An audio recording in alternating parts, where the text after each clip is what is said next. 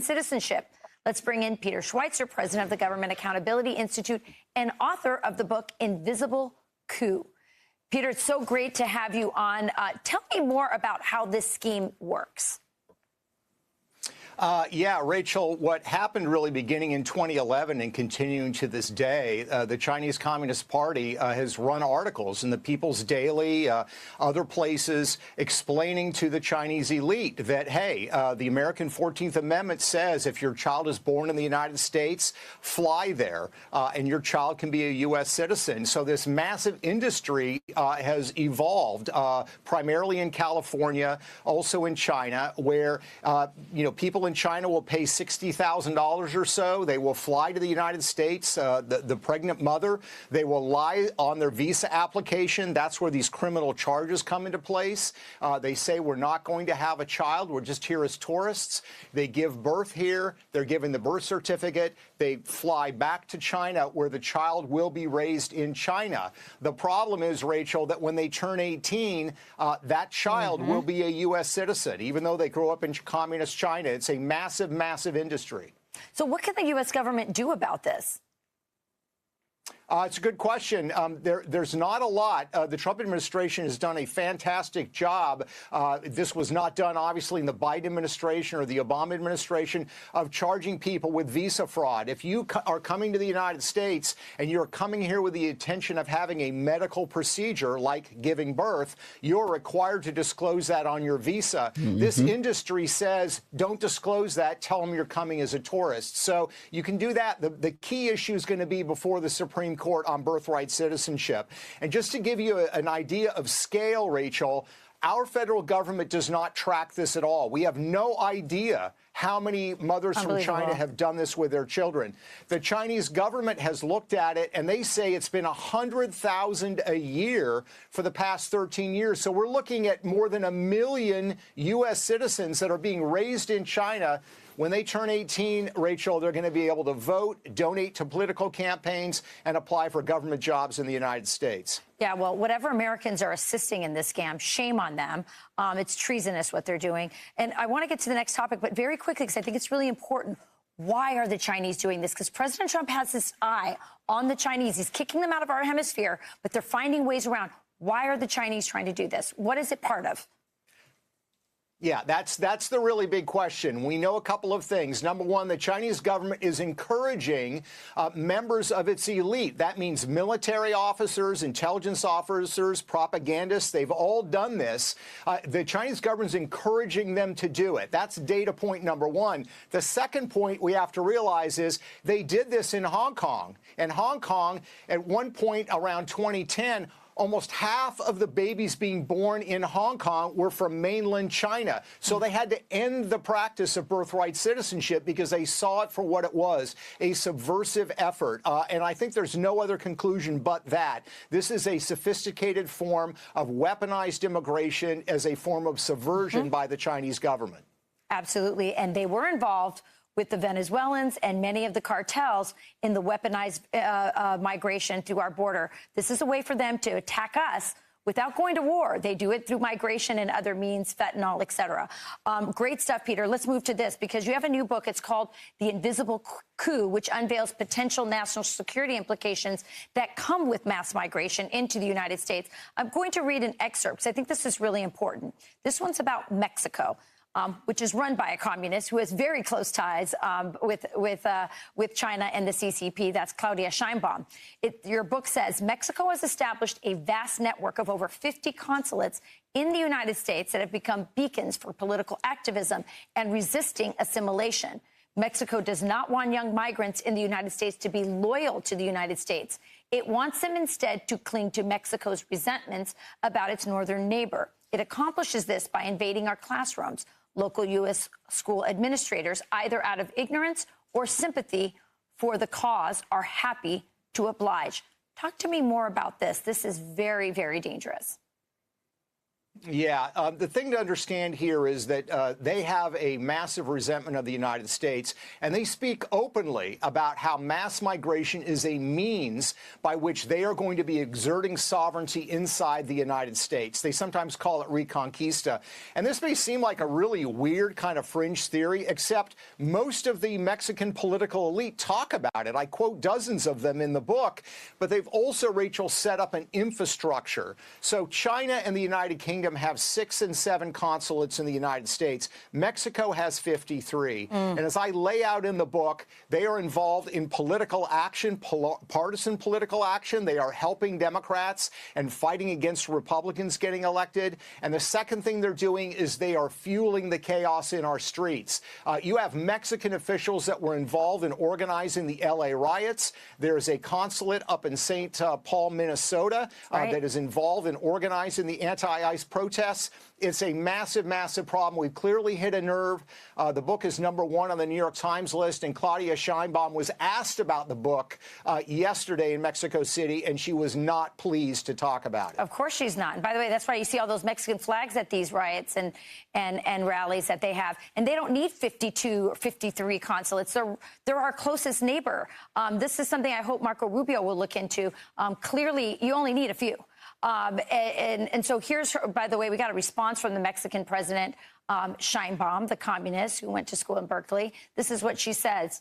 This is absolutely false. Consulates have a role determined by international laws, and what our consulates essentially do is provide protection and assistance to Mexicans in the United States. That is their job. It is fundamental, and that is what they are dedicated to do. Last word, Peter. Oh, he's gone. I'm sorry. We're going to have to end this here, but it's a great topic, and we promise to follow up on it. Hey, everyone. I'm Emma. Yeah. Yeah. And it's just mind-boggling to me. You hate the country, but you want to benefit from it. You want to destroy it within, but you want to benefit from it. We don't need you here. And I'm so glad that all this is coming out. I'm grateful.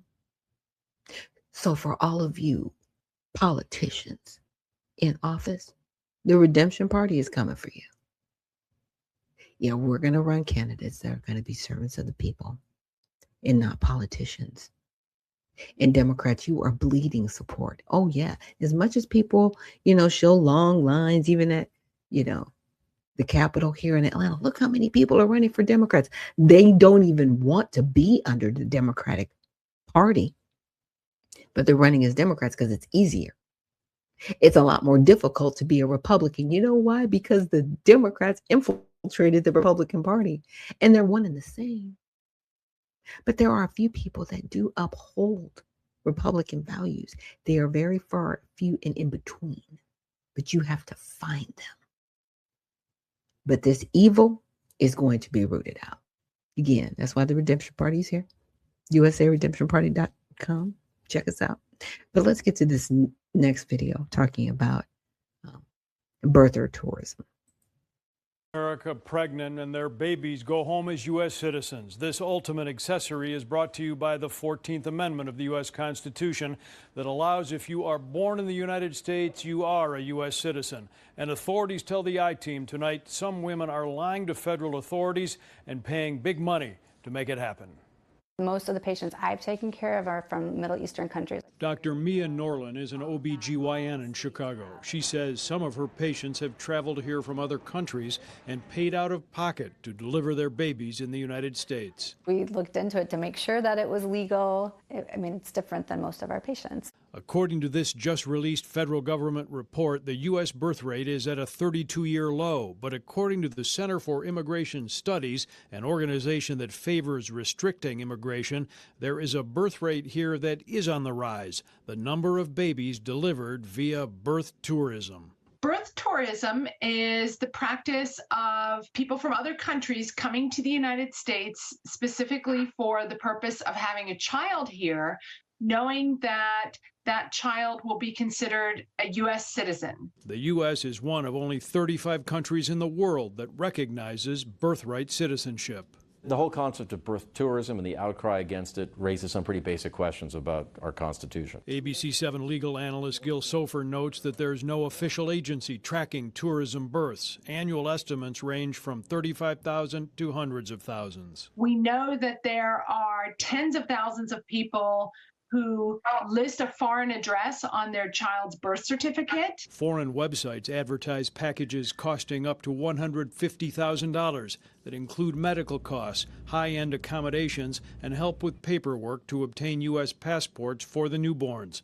Companies touting American citizenship will provide easier access to U.S. universities, and that American-born children can sponsor their parents' immigration to the United States once they turn 21. I actually think it's about time that somebody tested these theories and that we found a real case that could go to the Supreme Court and be decided once and for all who is entitled to U.S. citizenship. Just before the midterm elections, President Donald Trump said he wanted to issue an executive order ending birthright citizenship for children born in the U.S. to unauthorized immigrant parents, but made no mention of birth tourism babies. I think that the lack of attention to this, at least on a political level, is intentional. 𝗧𝗘𝗟𝗍𝗓 is an attorney with the O'Neill Institute at Georgetown University. She is a U.S. citizen based on being born here to undocumented immigrant parents. There's this burgeoning industry of people coming in